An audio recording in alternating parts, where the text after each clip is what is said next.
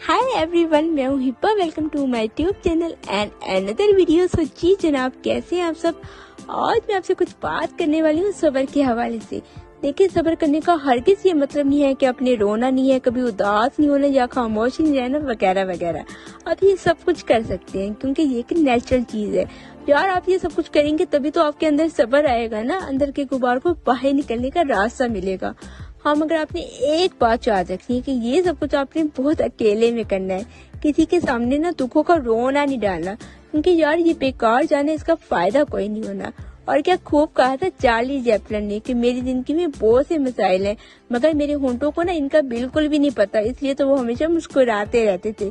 इसलिए थोड़ा थोड़ा उदास हो जाए, रोने का दिल करे रो ले, खामोश रहना खामोश रहे, लेकिन कभी किसी से दिल मत लगाएं। जो करना है करे, क्योंकि देखिए हम किसी भी जज्बात को ना जबरदस्ती दीवार के साथ नहीं लगा सकते।